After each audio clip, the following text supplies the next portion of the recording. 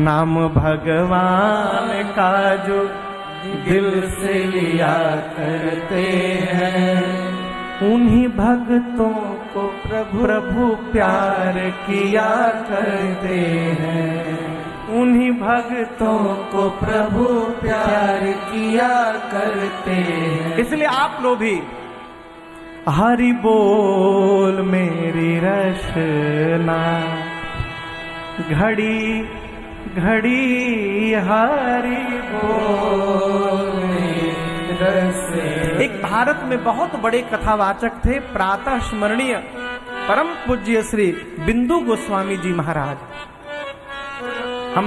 हम क्या सभी कथावाचक उनके भजन गाते हैं। बिंदु जी महाराज, जहां बिंदु शब्द आए वो उन्हीं की रचना है। वो जब कथा करने जाते थे भैया तो 1 घंटा सजते थे, पहले खूब श्रृंगार करते थे। किसी आयोजक ने कहा कि आप कथावाचक होके इतना सजते हैं? बोले ऐसे तू जगत की नौकरी करता है इसलिए दरिद्र बन के रहता है, मैं जगदीश की नौकरी करता हूं इसलिए सेठ बन के रहता हूं, इनकी नौकरी करता हूं। पूज्य बिंदु गोस्वामी जी अपनी जिह्वा को डांट रहे हैं, अपनी जिह्वा को कहते हैं, तू व्यर्थ बिताती है क्यों जीवन, तू व्यर्थ बिताती है क्यों जीवन, इस मुख मंदिर में अरे पड़ी पड़ी हरि बोल मेरी रचना, घड़ी घड़ी हरि बोल मेरी रचना, घड़ी घड़ी हरि बोल मेरी रचना, व्यर्थ बिताती है क्यों जीवन, व्यर्थ बिताती है क्यों जीवन, मुख मंदिर में, मुख मंदिर में पड़ी पड़ी हरि बोल मेरी रचना, घड़ी घड़ी हरि बोल मेरी रचना, घड़ी घड़ी हरि बोल मेरी रचना। कई लोग कहते हैं महाराज हम तो लहसुन प्याज खाते हैं, हम कैसे भोग लगाएं? देखिए मेरे कहने से कोई छोड़ने ओढ़ने वाला है नहीं, ये हम जानत है। यदि आप भोग लगाना चाहते तो सब्जी का भोग न लगाइए, दाल रोटी का लगा दीजिए, दूध रोटी लगा दीजिए, ठीक ना? दिन में दाल रोटी लगाइए, रात को दूध रोटी लगाइए। हम लोग गए बैंकॉक कथा गाने 2017 में, तो होटल में रुके थे। अब होटल का तो भोजन खा नहीं सकते, तो पूरे बैंकॉक में एक स्थान था जहां पर बिना लहसुन प्याज का, एक किसी जैन भाई का दुकान था, वहां बिना लहसुन प्याज का भोजन बनता था। तो वहां से थाली बन बन के सबके लिए आती थी, उसी को हम लोग भोग लगाते थे, फिर पाते थे। 5 दिन बाद मन हुआ भगवान कब इजा से भागे, कहें वही पनीर की सब्जी, हाँ वही रायता, वही सूखी सब्जी, वही आचार, वही गुलाब जामुन और वैसी रोटी। 5 दिन तो दोपहर में भी वही, रात में भी वही। 5 दिन हम लोग खाएं, कहें भगवान अब कृपा करो। ये तो छोड़िए, एक जगह कथा गाए बहुत बड़े आदमी के घर, वहां 5 दिन हम लोग पात गोभी खाएं। 9 दिन, अच्छा मगर 9 दिन पत्ता गोभी। अच्छा, जो कथा कराया वो बहुत बड़े आदमी थे, जिसको हम लोगों की भोजन व्यवस्था सौंपे थे ना, वो एमडी थे। एमडी समझ रहे हैं? मानसिक दरिद्र। जो उनका फेवरेट सब्जी रहा होगा, उनको बाजार में और कोई सब्जी न दिखाई पड़े, पत्ता गोभी ला के रख देते थे, 9 दिन खाएं। आज कथा पूरी भई, कल हम लोगों की दूसरी जगह कथा थी। रात को ट्रेन में बैठे, पूरे लोग इतने खुश थे हम लोग, चलो पत्ते गोभी से पिंड छूटा हमें, अब आनंद आएगा। दैव संजोग कहिए। अगले दिन सुबह उतरे, ठाकुर जी का पूजन किए, दोपहर में जैसे भोग की थाली आई उसमें पत्ता गोभी। मैं सत्य सुना रहा हूं आपको। अब तो पत्ता गोभी देखते मेरे शरीर में आग लग गया। हम बोले भंडारी को बुलाओ। आए, क्या हुआ महाराज? हम कभी नोटिस लिख कर दें कि समझ में आपको आएगा। 9 दिनों तक ही पत्ता महाराज दिखाई न पड़े हम लोगों को। जब एक ही सब्जी आप 9 दिन नहीं खा सकते हैं, आप रोज दोपहरिया में दाल रोटी, रात को दूध रोटी ठाकुर जी को भोग लगाइए, रोज लगाइए। जब दाल रोटी दूध रोटी खाते खाते आपके ठाकुर जी परेशान हो जाएंगे, और जब उनको मलाई कोफ्ता और बटर पनीर खाने का मन करेगा, तो ठाकुर जी ही आपकी मति पलट देंगे और आप लहसुन प्याज छोड़ देंगे उस दिन से। लेकिन आप भोग लगाना प्रारंभ करिए। तुम ही निवेदित भोजन कर। कैसे लगाए महाराज? बाजार में भगवान के भोग की बर्तन मिलते हैं। उन बर्तनों को मैंने अपनी आंख से देखा है। इतनी बड़ी कटोरी, इतना बड़ा गिलास, अपने पीते हैं गलासा में, भगवान के लिए छुटकी गिलास है, छुटकी प्लेट में 4 चींटी वाला बतासा और कटिंग काजू और मिश्री। देखिए, कटिंग काजू जो पूजा में ला रहे हैं आप लोग, कटिंग काजू न लाइए। बाजार का जितना सड़ा हुआ काजू रहता है वही कटिंग काजू बनता है और आधे दाम में बिकता है।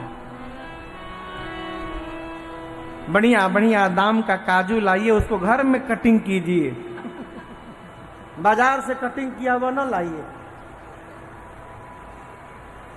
जितने बड़े थाली में आप भोजन करते हैं भगवान को खिलाइए।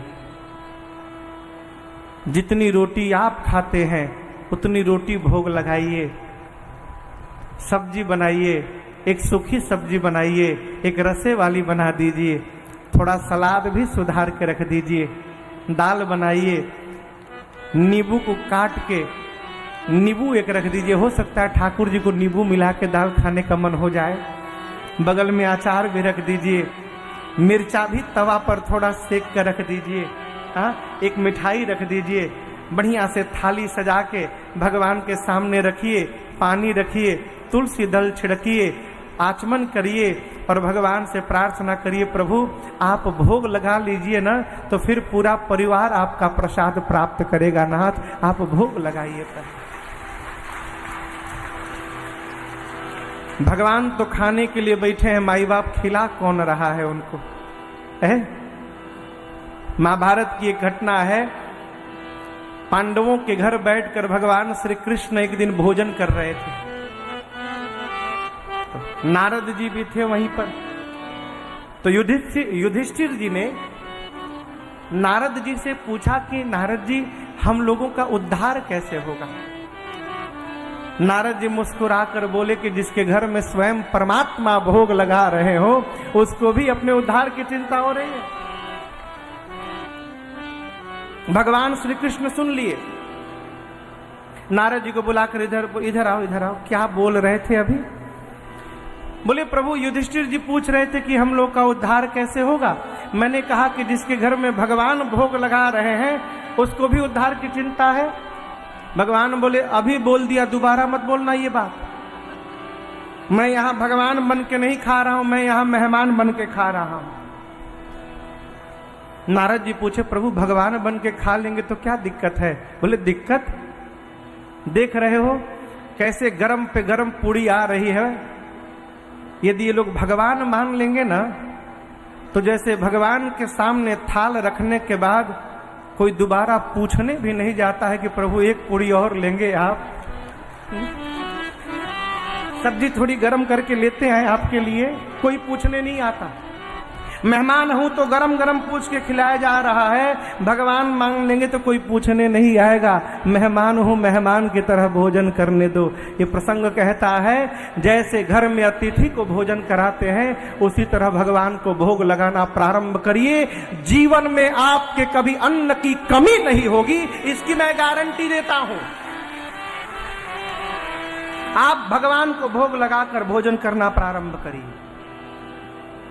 वाल्मीकि जी कहते हैं, तुम ही निवेदित भोजन करहि, प्रभु प्रसाद पट भूषण। है कि बचपन से हमारे संत भैया बैठे हैं, ये खड़े हो जाइए थोड़ा। ये संत बहादुर सिंह है, बहरी मध्य प्रदेश से आए हैं, सीधी जिला से। लगभग 2-3 साल पहले हम लोग भैया के यहाँ कथा गाने गए। सरकार घर के आगे बड़ा सुंदर दिव्य मंदिर है भगवान का। मंदिर में गया तो एक जगह कोने में एक भगवान ठाकुर जी लो ला के रखे गए थे। हमने पूछा भैया ये ठाकुर जी लो? बोले महाराज कोई आदमी ला के मंदिर में छोड़ के चला गया, कह रहा था पिताजी पूजा कर रहे थे, अब पिताजी देव लोग चले गए तो पूजा कौन करेगा, भगवान को भेजो मंदिर। सही ना? अकेले पूजा करिएगा तो आपके घर में भगवान उसी दिन तक हैं जिस दिन तक आप हैं। आपकी विदाई के साथ घर के भगवान की भी विदाई हो जाएगी। क्यों? बाबूजी पूजा करते थे, बाबूजी गए, अब कौन पूजा करेगा। इसलिए प्रसंग कहता है बचपन से बच्चों को भगवान से जोड़िए। यहाँ का कथाओं में सब जगह मैं कथाओं में नित्य देखता हूँ, सदैव देखता हूँ कि छोटे छोटे बच्चे भी कथाओं में आकर बैठे रहते हैं। यहाँ भी देखिए बहुत सारे छोटे छोटे बच्चे पंडाल में हैं और 3 घंटे लोग कहते हैं बच्चे तो बैठते नहीं महाराज। बच्चे ठीक बैठते हैं, बड़े नहीं बैठते। बड़े बैठेंगे तो थोड़ी देर मोबाइल में बतियाएंगे, थोड़ी देर मोबाइल से रिकॉर्डिंग करेंगे, फिर किसी को फोन करेंगे, लौकता नहीं हम देखा हाथ उठैले बानी। लेकिन बच्चे जितनी देर बैठते हैं माई बाप, हाँ देखा बच्चे खड़ा, देख लिया बेटा बैठ जा। बच्चे जितनी देर बैठते हैं अपने काम की बात निकाल लेते हैं। बच्चों को बचपन से भगवान में जोड़िए। बच्चों को पूजा में जोड़ना चाहते हैं तो ठाकुर जी को भोग लगाने के लिए बाजार से बढ़िया बढ़िया चॉकलेट लेके आइए। डेयरी मिल्क का चॉकलेट लाइए, किटकैट लाइए, 5 स्टार लाइए, फ्रूट एंड नट लाइए, सिल्क वाला लाइए, नटीज लाइए, पर्क लाइए, किटकैट लाइए, बढ़िया बढ़िया चॉकलेट लाइए। रात को ही बच्चों को दिखा दीजिए सुबह 7 बजे घंटी बजेगी तो प्रसाद में यही बटने वाला है। आप भले 7 बजे तैयार हो, घर के बच्चे 6 बजे एकदम तैयार होकर मिलेंगे। बाबूजी चलिए घंटी बजा दिया जाए है? क्यों? उनको घंटी से मतलब नहीं है, उनको प्रसाद से मतलब है। लालच देकर भगवान से जोड़िएगा, जुड़े जुड़े एक दिन ये लालच समाप्त हो जाएगा माई बाप, और मन भगवान में जाकर रम जाइएगा। पूज ही तुम ही सहित परिवार। जो प्रभु आपके मंत्र का जप करे, पूरे परिवार के साथ आपकी पूजा करे, तर्पण होम करे समय समय पर।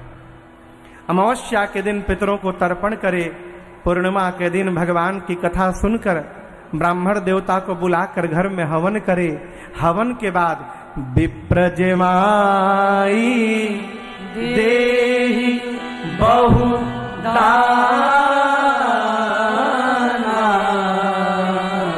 ब्राह्मण देवता को भोजन कराने के बाद अनेक प्रकार से दान देके संतुष्ट करे। देहि बहुदाना। अब यहां एक निवेदन करूंगा मैं आपसे। देखिए जीवन का आनंद तभी है माई बाप जब देने वाले को लगे कि कुछ नहीं दिया हूं, और लेने वाले को लगे कि क्षमता से अधिक प्राप्त हो गया है, यही आनंद है। ऐसा ना हो कि देने वाले को लगे कि बहुत चला गया और लेने वाले को लगे कुछ मिलवे नहीं किया हमको। यहाँ गोस्वामी जी कहते हैं विप्र जेवाई देहि बहुदाना, भगवान ने जो क्षमता दी है उस क्षमता से दान देने का स्वभाव बने। और राम जी आपसे अधिक सम्मान अपने पूज्यपाद गुरुदेव भगवान का जो करे, तुमते अधिक गुरहि जिय सकल भाय से वही सनमानी। जो ये सब व्यवहार करके और केवल एक वरदान मांगता रहे, राम चरण रते हो, जो केवल एक वरदान मांगे कि आपके चरणों में प्रेम हो जाए, तिनके मन मंदिर। महाराज तत्क्षण 6 बार राम राम राम राम राम राम कह के और अपने प्राण का त्याग कर दी। माताएं विलाप करने लगी।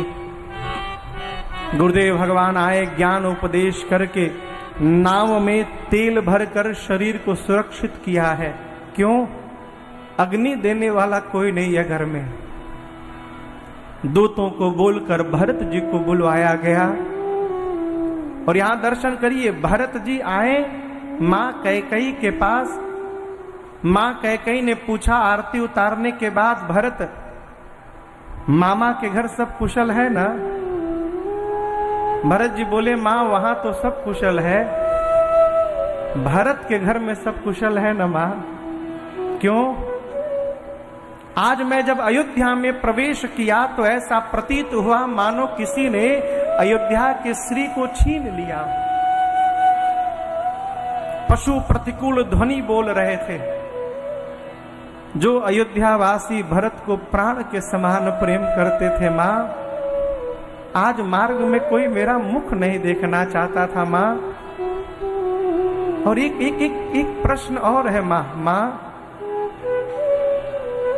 आज तक जब जब मैं घर से बाहर गया और लौटकर घर आया तो द्वार पर आज तक कभी आप अकेली मेरा स्वागत नहीं की है। आपके साथ मां कौशल्या भी रहती थी, मां सुमित्रा भी रहती थी, पूज्य पिताजी भी रहते थे।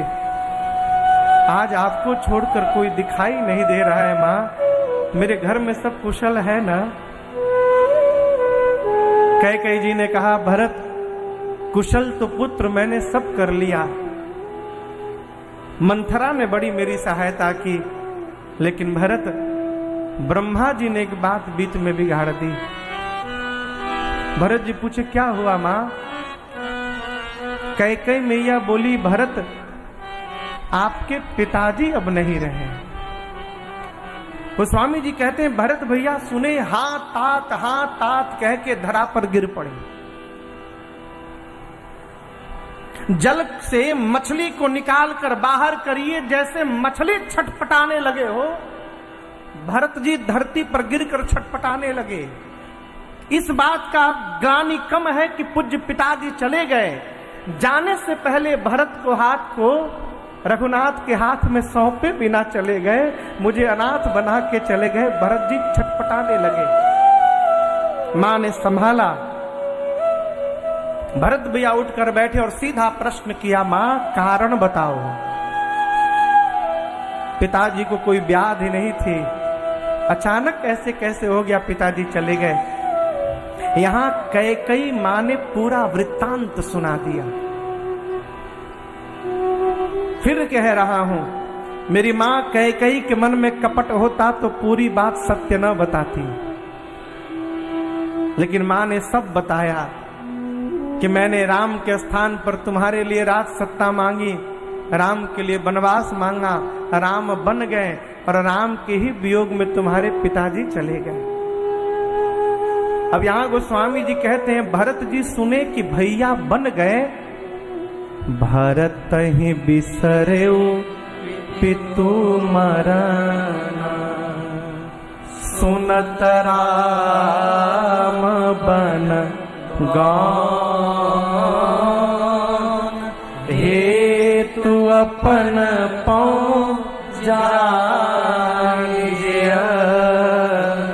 फकीर रहे हरि मौत। यहाँ एक निवेदन करना चाहूंगा माई बाप, जीवन में परिवार में यदि कोई उत्पात हो रहा है तो विवेकी पुरुष को सबसे पहले आत्मनिरीक्षण करना चाहिए कि इस उत्पात में कहीं मेरी कोई भूमिका तो नहीं है। होता क्या है, उत्पात करने वाला भी दूसरे पर दोषारोपण करता है, ये इन्होंने किया है। यहां दर्शन करिए, भरत जी सुने कि पिताजी की मृत्यु भई और भैया बन गए। राम जी के वनवास की सूचना सुनकर भरत जी पिताजी की मृत्यु भूल गए। हे तू अपन पऊ, मेरे कारण। भरत जी मन में कहते हैं, कई कई आप कह रही हो कि राम भैया बन गए इसलिए पिताजी मर गए। नहीं, पिताजी यदि जीवित रहना चाहते तो अपने को भी राम भैया के पास ले जाकर रखवा सकते थे वन में। मैं जानता हूं पिताजी क्यों मर गए। मेरे पिताजी भैया के वियोग में नहीं गए हैं। पिताजी सोचे यदि जीवित रहूंगा तो इस पापी भरत का मुख देखना पड़ेगा, इस कलंकी पापी का मुख न देखना पड़े, इसलिए मेरे आने के पहले मेरे पूज्य पिताजी चले गए। भरत जी अपने में दोष देखने लगे। मां कौशल्या के पास दौड़ कर गए। भरत जी ने मां कौशल्या से 28 पाप गिनाए। मां, सौगंध लेके कहता हूं मां, यदि भैया के वनवास में मेरी तनिक भी सहमति हो ना तो जो पाप गुरु की हत्या से लगता है मुझे लग जाए मां। जो पाप माता पिता के वध से लगता है मैं लेने को स्वीकार हूं मां। अंक में पल रहे संतान की हत्या से जो पाप लगता है तो वो भी मुझे लग जाए। भरत जी जब लगे पाप गिनाने, 28 पाप गिना गए, तब मां कौशल्या ने कहा, भरत सूर्य को देखे हो ना, सूर्य के आने के बाद अंधकार समाप्त हो जाता है पुत्र। लेकिन मैं एक बात कहूं, यह संभव है कि किसी दिन अंधकार ही सूर्य को समाप्त कर डाले, हो सकता है। जल से निकलने के बाद मछली मरे नहीं, जीवित रह जाए, हो सकता है। ज्ञान होने के बाद भी मोह समाप्त न हो पुत्र, हो सकता है। लेकिन एक बात कहूं भरत, मेरा भरत अपने भैया राम के विरुद्ध जाकर कोई व्यवहार करेगा, ये किसी युग में नहीं हो सकता है भरत, ऐसा कदापि नहीं हो सकता। रात भर भरत जी मां के पास बैठे रहे। प्रातः काल गुरुदेव भगवान आए। चंदन की लकड़ी से सरजू जी के किनारे चिता सजाई गई और भरत जी ने पिताजी को मुखाग्नि दिया है। दशगात्र त्रयोदश संस्कार पूर्ण भय। यहाँ गोस्वामी जी कहते हैं पिताजी के लिए भरत जी ने जो श्राद्ध कर्म किया है, 1 लाख मुख से उसका वर्णन किया जाए कम पड़ेगा। देखिए, श्राद्ध कर्म ना श्रद्धा से करनी चाहिए। श्राद्ध कर्म जाने वाले के प्रति हमारी श्रद्धा को प्रदर्शित करता है। लेकिन मैं एक निवेदन यहां आपसे करना चाहता हूं, जाने के बाद श्रद्धा दिखाइए, अच्छी बात, लेकिन वो श्रद्धा थोड़ी जाने के पहले भी दिखाइए।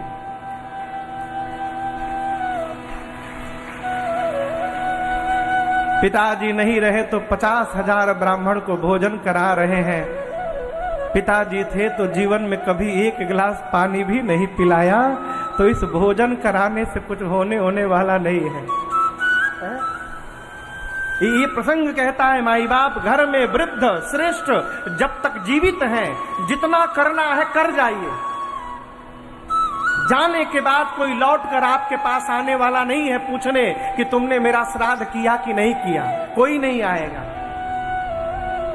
आप करेंगे तो अपने अहंकार की पूर्ति के लिए करेंगे।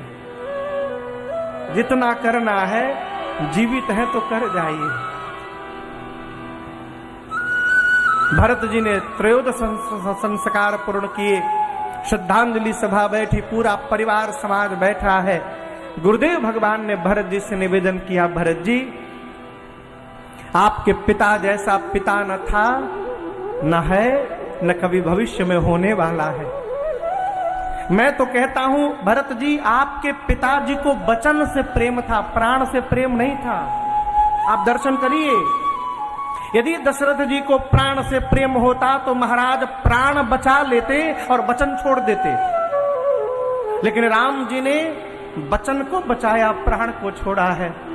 आपके पिताजी को वचन प्रिय था, इसीलिए राम जी वचन मान करके वन में चले गए। पुत्र, एक वचन मान करके आप राजा बन जाइए ना, कोई अनुचित नहीं कहेगा। भरत जी, वेद विदित है, लोक सम्मति है, पिता जिस पुत्र को सत्ता प्रदान करता है वही पुत्र सत्ता का अधिकारी होता है। और मैं कहता हूं आप राजा बन जाएंगे ना, राम जी भी सुनेंगे तो प्रसन्न हो जाएंगे। और एक बात कहे भरत जी, अभी बन जाइए, 14 वर्ष बाद जब राम जी आएंगे तो सौंपे हूँ राज राम के